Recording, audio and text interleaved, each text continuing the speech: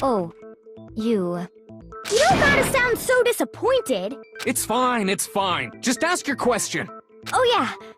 Okay, so, well, I was just wondering, how did the culprit get into Makoto's room in the first place? Yes. How did the killer get inside? Maybe Sayaka just dropped the key somewhere and the culprit picked it up. That's possible, right? I don't think so. That seems way too convenient. Then, maybe someone picked the lock? Negative! If you remember, Monokuma made it quite clear that the locks are all unpickable. Fine. How about this? The killer got in the easy way.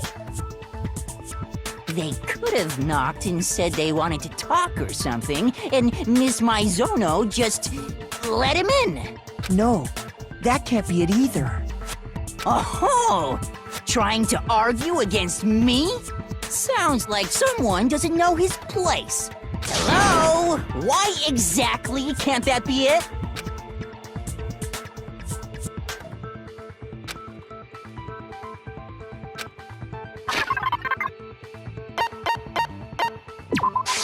I got it! Because Sayaka was already scared, remember? That's why she asked me to switch rooms in the first place.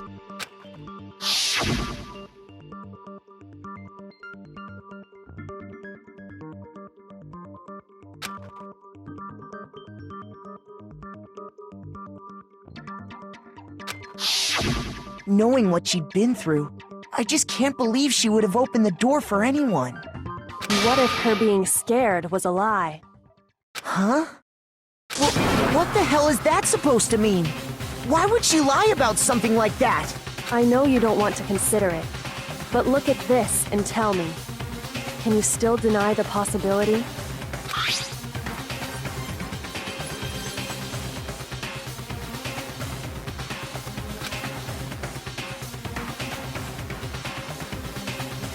I found a notepad during my search, and I shaded in the top sheet with a pencil. And these are the words that appeared. Oh man!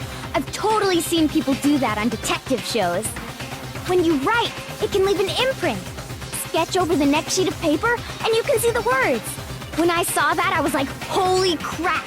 I better make sure I rip the paper out before I use it from now on. It's a pretty old-fashioned technique, but even the classics can be surprisingly useful sometimes. Oh, and I should also mention, I found the notepad on the desk in Makoto's room. Huh? Which means, only someone who had been in Makoto's room before the incident could have written it. Then either it was Makoto who lived there, or Sayaka who switched rooms for a single night. So, Makoto, did you write this? No, I didn't. But Of course you didn't, because the note also bears a perfectly legible signature. Sayaka's signature. But why? Why would she write that? The note was likely her way of getting in touch with a certain someone. She must have slid it under their door to let them know she wanted to meet with them in secret. If you got an invitation like that from the ultimate pop sensation, what young man could resist? Of course, I'm only into 2D, so it wouldn't have any effect on me. But can we be sure anyone even got this note? And honestly, even if they did, I do not think they are at all involved in what happened. Huh? What makes you say that? Would you like to hear what I have to say? Very well then, pay attention.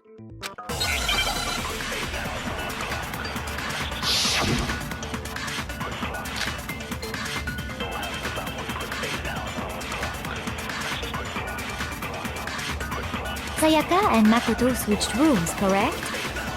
But in the note, the place they were asked to come to, it specifically says, my room. I see. So if someone read that note, then they would have gone to Sayaka's room. Exactly. The room that Makoto was staying in. So in other words, even if someone did read the note and did what it said, they would not have any connection to what happened. It certainly would seem that way. Sayaka and Makoto switched in the note. It specifically. I see. Then they would have gone to. Exactly. The room. No, that's wrong.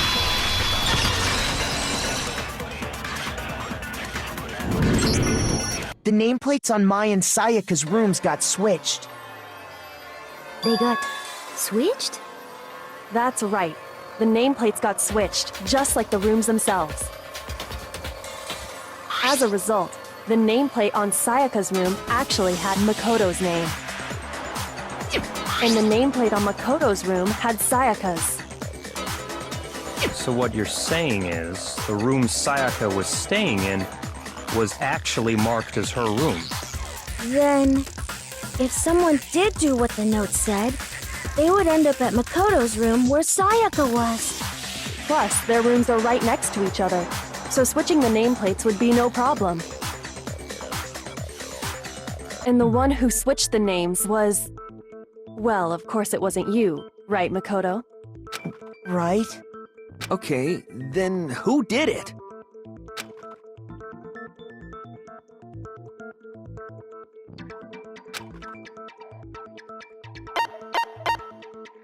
I got it! Me and Sayaka were the only ones who ever knew about us switching rooms.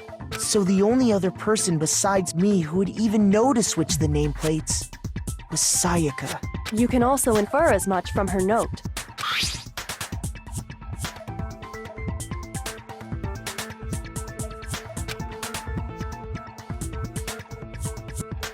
She specifically tells the reader to check the nameplate. She would only have written that if she knew the nameplates had been switched. But why would she switch them in the first place? She wanted someone to come to the room she was in, and also hide the fact that it was Makoto's room. What?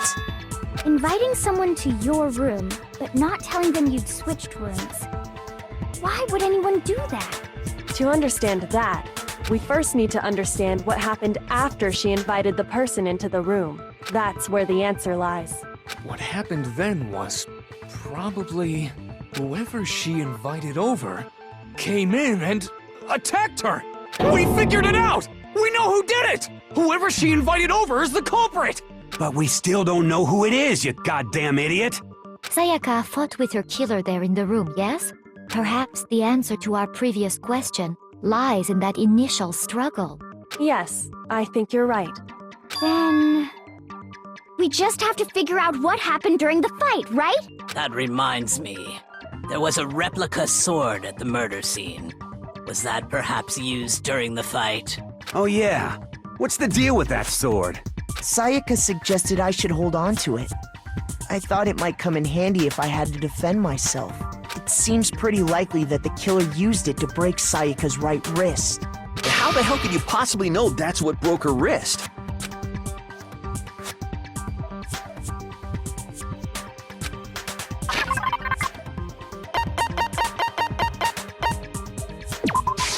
I got it! All you have to do is take a good look at her broken wrist, and it should become pretty clear. Right there where her wrist is all swollen. There's something glittery there. See?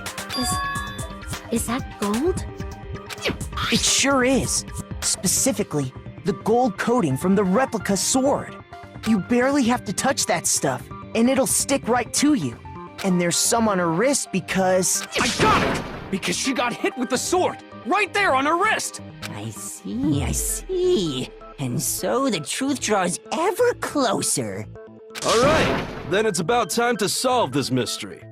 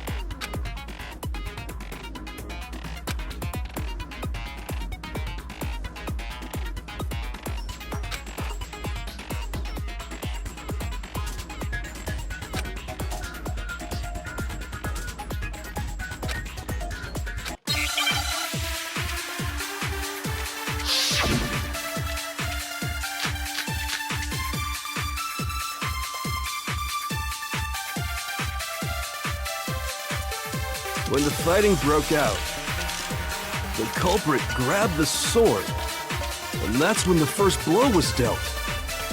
A sword-based sneak attack! And that's what broke Miss Maizono's wrist. So, she tried to fight back. She grabbed the kitchen knife she had hidden away. But then the culprit took that from her too. And they killed her with it. And that's exactly what happened. When the fighting broke out, the culprit grabbed the sword, and that's when the first blow was dealt. A sword-based sneak attack! No, that's wrong!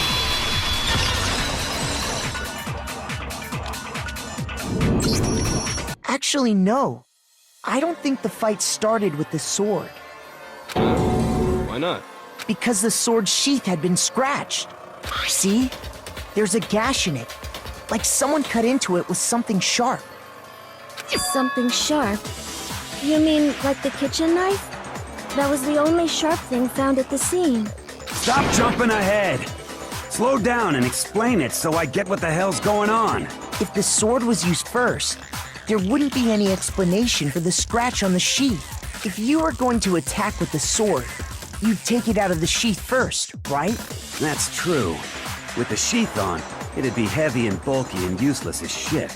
Okay, so how did the sheath get damaged? If they got attacked with the kitchen knife, maybe they grabbed the sword as a defensive impulse. In that situation, there wouldn't be any time to actually unsheath the sword. So you're saying the sword was initially used to defend against an attack from the knife? Which means whoever had the kitchen knife was the one who attacked first. I think I get it! So here's how it all played out. The culprit came in, found the kitchen knife hidden there somewhere, then they took the knife and attacked Sayaka before she knew what was happening. So she grabbed the sword to defend herself, but then the culprit took that from her too. Then, after they broke her wrist with the sword, they took the knife and finished it. Sorry, but I don't think Sayaka used the sword to defend herself. What? How the hell can you not think that? Because she never held the sword at all. There's a certain part of her body that makes this clear.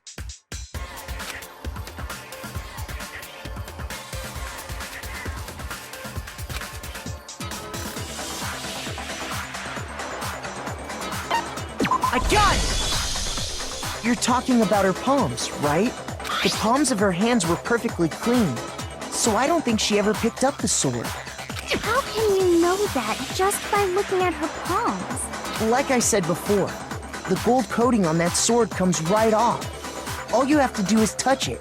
In fact, if you look, you'll notice that a lot of the gold has already come off the handle. It's safe to assume that's because whoever used the sword got some of it on their hands. There's really no way she could have picked it up and come away completely clean. Maybe she washed her hands after she escaped into the bathroom. Sorry, but I don't think so. Why do you say that? Is it because you think I'm ugly? No, that's not it at all.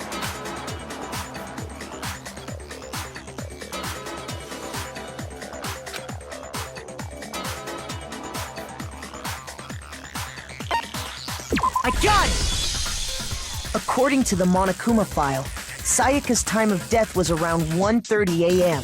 In other words, at nighttime. And the water in the bathroom shuts off at nighttime, right? Oh, I didn't know that. Actually, I haven't taken a shower here yet.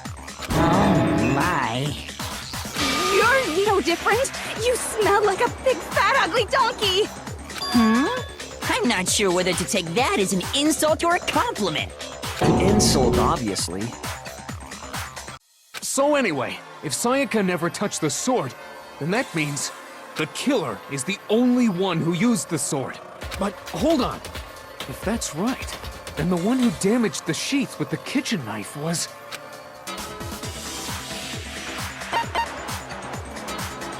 I got it! Sayaka? She had the kitchen knife? But we already said that the attack started with...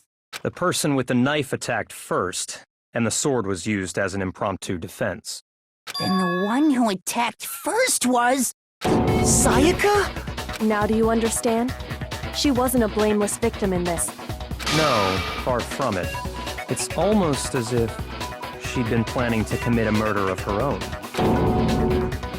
She took the knife from the kitchen, then invited the culprit to the room she was staying in. And if it's true that she had the kitchen knife and attacked without provocation... Indeed. These are all the actions of an assailant. Which brings up another point. Makoto, Sayaka was the one who suggested you two switch rooms, correct? Maybe the reason she wanted to switch rooms was so that she could pin the crime on you. That is a possibility, is it not? Sayaka wanted to... on me? That would also explain why she would switch the nameplates. She wanted to get whoever she had targeted to come to Makoto's room where she was staying. And by committing the murder there, instead of her room, that would implicate Makoto. But for that to work, the target had to be lured out while still keeping the room swap a secret. If the target knew she had switched rooms, they would have become suspicious right away. So all that's why she switched the names? But doesn't that plan seem a little risky? For one thing, even if her plan worked, Mr. Naegi would just tell everyone they'd switched rooms. I don't know. I'm not sure our soft-hearted Makoto is capable of that kind of cutthroat behavior. I'm sure Sayaka realized the same thing, which is why out of all of us, she asked him to switch rooms. Plus, she was the ultimate pop sensation. A totally forgettable kid. Or a national superstar. Who are you more likely to believe? Wait, then you're saying she had this all planned out? Holy shit! But in the end, her plan backfired. She launched her attack with the knife, then found herself under attack in turn. That must be when her wrist got broken, and she was forced to drop the knife. The tables were suddenly turned on her, and she died at the hands of the one she'd planned to murder. Just hold on! That can't be true! Because... Hey! You guys have totally derailed the argument. You're being super boring right now. Come on, hurry up and decide who did it. Wouldn't it be awful if I had to punish you all just because you ran out of time? Oh yeah, we gotta decide who we think did it. Makoto, right now you just need to concentrate on figuring out the answer to this mystery. If we can't uncover who murdered Sayaka, it's over for all of us.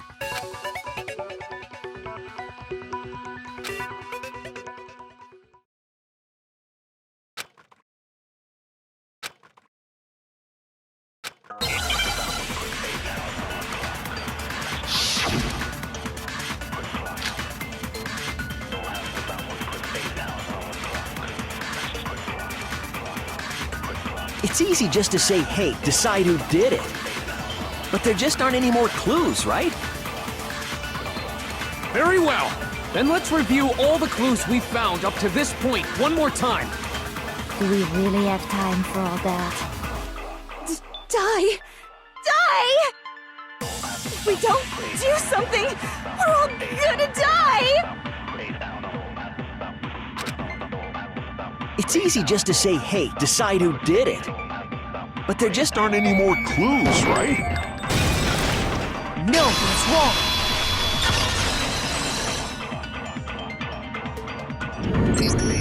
There still might be one clue left.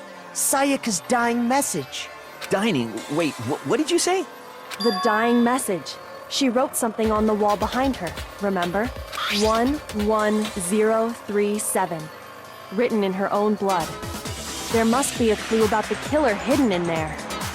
Well, before we get too far into that, I need to ask, can we really be sure that Sayaka is the one who wrote it? I got it! Her left index finger had blood on it. That could only be because she used that finger to write the message. I see. She broke her right wrist during the fight, so she'd have to use her left hand to write. Sure. I think we can all agree Sayaka wrote it. What the heck do those numbers mean? Hey, Chihiro. You're a computer nerd or whatever, right? You should know all about numbers and shit. No, that's not... Yes, I'm a programmer, but I don't see any kind of meaning in these numbers. Of course. It's because they're not numbers. Oh, yeah, it looks like... Huh? What? No, it's just a look at the numbers, assuming they're not numbers.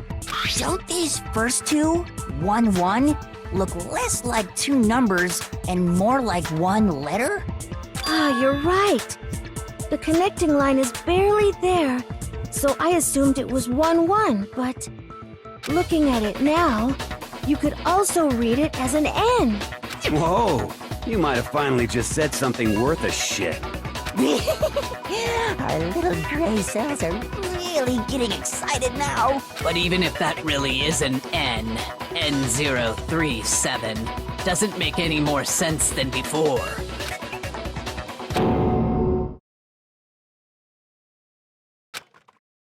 Rotate the image 180 degrees.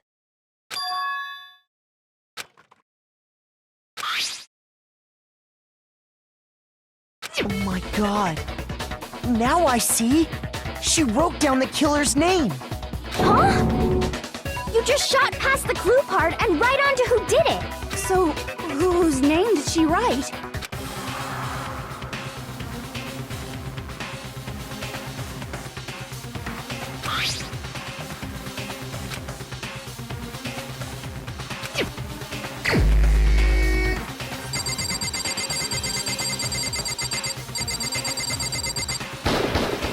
Here's my answer.